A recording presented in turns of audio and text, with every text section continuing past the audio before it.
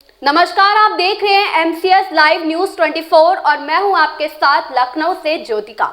आइए रुक करते हैं खबर की ओर। स्वर्गीय रमन श्रीवास्तव पत्नी मीरा श्रीवास्तव ग्राम सभा दुवाली दुबे के द्वारा विरासत के नाम पर 3 महीना पहले हल्का लेखपाल सुधा यादव को 10,000 रुपए और जरूरत के सारे कागजात दिया गया था, लेकिन अभी तक ना तो विरासत हुआ और ना पैसा वापस दिया गया और फोन करने पर फोन रिसीव नहीं किया जाता है। मीरा श्रीवास्तव का कहना है, हमारे पति कोविड के दौरान देहांत हो गया था। हमारा पैतृक जमीन का हमने अपने और बच्चों के नाम विरासत के लिए हल्का लेखपाल को सारे कागजात दिए और 10,000 रुपए मांगे गए, रुपए दिए, लेकिन अभी तक ना तो हमारे नाम विरासत हुआ और ना हमारा पैसा मिला। हमने इसकी शिकायत महोदय जिलाधिकारी प्रियंका निरंजन को किया और ऑनलाइन पोर्टल पर भी शिकायत किया, लेकिन कहीं से हमें न्याय नहीं मिल रहा है। हम एक बेसहारा विधवा औरत हैं। हमें लेखपाल महोदय सुधा यादव को बहुत बार फोन कर रही हूँ, लेकिन हमारा कॉल रिसीव नहीं कर रही हैं। हमें कोई रिस्पांस नहीं दे रही हैं। 3 महीना पहले हमसे बात कर रही थी, लेकिन अब हमारा कॉल रिसीव नहीं करती हैं। हम एक विधवा औरत होकर उनको हर जगह मिलने का प्रयास किया। हल्का क्षेत्र, गांव, थाना दिवस, तहसील दिवस, कहीं उनसे मुलाकात नहीं हो पाई। मैं विधवा औरत, इससे ज्यादा और क्या प्रयास कर सकती हूँ। रवि प्रकाश शुक्ला की रिपोर्ट। मैडम, नाम क्या आपका? मीरा श्रीवास्तव नाम कौन सा है। ग्राम सभा के हैं? दुबौली दुबे ग्राम सभा के हैं। क्या विषय क्या है आपका? विषय हमारा है, लेखपाल द्वारा प्रताड़ित किए गए हैं। वो हमारा हमसे पैसा भी लिए हैं, विरासत भी नहीं कर रहे हैं। 3 महीने पैसा लिए हैं? 10,000 लिए कौन हैं। लिया है? सुधा यादव लेखपाल। आपके हल्का लेखपाल हैं? जी, हमारे अभी हल्का। क्या कह रही है?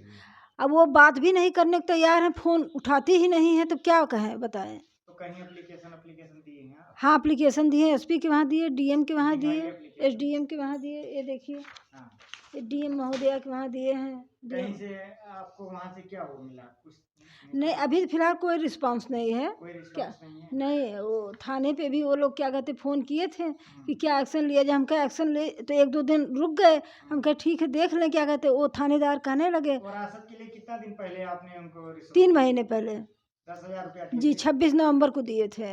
10,000 हाँ। और तब से जो है बात नहीं हो पाई है? बात बीच में 1-2 बार हुई, हाँ। लेकिन वो कायदे से बात की नहीं, आधा अधूरा बात करके फ़ोन काट देती है। अब फोन ही नहीं उठा रही हैं? हाँ, तो 2.5 महीने बाद, पहले 2.5 महीने के बाद हमारी बात हुई उनसे। तो हम कहे कि आप जो है हमारा की कि नहीं, तो 1 महीने की आप टाइम दी थी मैडम। तो कहें कि नहीं, आपका सब कागज़ इधर-उधर मिस हो गया है, आप फिर से खतौनी दीजिए। तो हम कहे सारा सजरा आप ही के पास है, तो हम क्यों दें खतौनी? आप इसी में से निकालिए, देखिए जहाँ हमारे ससुर का नाम हो, वहाँ हमारे पति, देवर, एक ननद जो अनमैरिड है, उसकी शादी नहीं हुई है, तो उसका नाम चढ़ा दीजिए। उसके बाद जो मेरे पति का हिस्सा है ज़मीन का, वो मेरे बच्चों के नाम ट्रांसफ़र कर दीजिए। यही हम उनसे कहे। तो ये कैसी जमीन है? पैतृक ज़मीन है। तो यानी आपके आदमी नहीं है, तो आप हाँ, वो हम कराने के लिए- विरासत मेरे नाम, मेरे बच्चों के नाम ट्रांसफ़र होना है। कितने बच्चे हैं आपके? 3 बच्चे हैं। तो कहीं से आपको न्याय अभी तक नहीं मिला? अभी तक तो कोई न्याय नहीं मिला रिश्वत है। भी दिए, अभी तक न्याय नहीं हाँ, मिल रहा है। वही तो। इतने डिप्रेशन में हो गए हैं कि क्या बताएं। चिंता लगी रहती है कि काम भी नहीं हुआ, पैसा भी दिए। नाम क्या भैया आपका? जी, मेरा नाम विराट श्रीवास्तव है। तो आप जी, का क्या विषय क्या है? विषय ये है कि हमारी लेखपाल के द्वारा हमें पीड़ित किया गया है। हम गए थे विरासत कराने के लिए। जी, हम और हमारी माताजी गए थे, ठीक है? तो उसके बाद में हम लोगों ने उनको पैसे भी, रिश्वत भी दी। उन्होंने रिश्वत हमसे माँगी। हमने उनको रिश्वत 10,000 रुपए दिए। उन्होंने कहा कि आपका काम 1 महीने के अंदर हो जाएगा, ठीक है? उसके बाद में हम लोग 1 महीने तक इंतज़ार किए और उसके बाद हम उनको कॉल कर रहे हैं 1 महीने बाद में, सुधा यादव को हम लोग कॉल किए। वो हम लोग का कॉल ना रिसीव कर रही हैं, ना उसका कोई रिस्पॉन्स कर रही हैं, ठीक है? उसके बाद जब उनको किसी तरीके से हम लोगों ने उनसे संपर्क किया, तो उन्होंने कहा कि आपका जो कागज़ है, वो अभी फिर से हमको भेजिए, वापस हमको भेजिए, ठीक है? खितौनी वाला जो कागज़ है, वो हमको वापस भेजिए। तो हम लोग बोले कि वापस क्यों भेजें? तो वो लोग कह रहे कि हमसे खो गया है। चलिए ठीक है।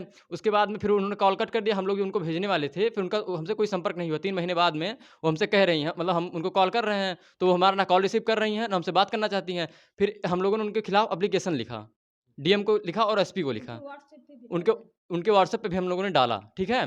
फिर उनके यहाँ से एक कोई लेखपाल प्रभात यादव करके हैं, तो उनका हमारे पास कॉल आया और वो हमको मतलब माता जी को हमारी माता जी से उनकी बात हुई, तो उन्होंने हमारी माता जी को अशब्द बोला कि तुम तू करके बात किया कि हमारे पास वो कागज़ आप मतलब फिर से हमारे पास भेजिए, वरना तुम्हारा काम हम नहीं करेंगे। ऐसे हमसे उनसे बात की माता जी से, और बदतमीज़ी से बात की, बदतमीज़ीपूर्ण। हम सभ्रांत परिवार की महिला हैं, उनसे बदतमीज़ी पूर्वक बात उन्होंने की। आपके पिताजी टीचर थे? जी, हमारे पिताजी टीचर थे। 26/4/2021 को उनका निधन हो गया।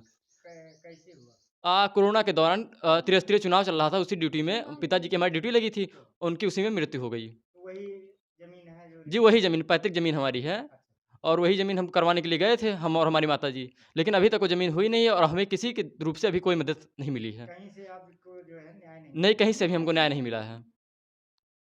इस खबर में इतना ही। मिलते हैं दूसरी खबर में एमसीएस लाइव न्यूज़ 24 के साथ।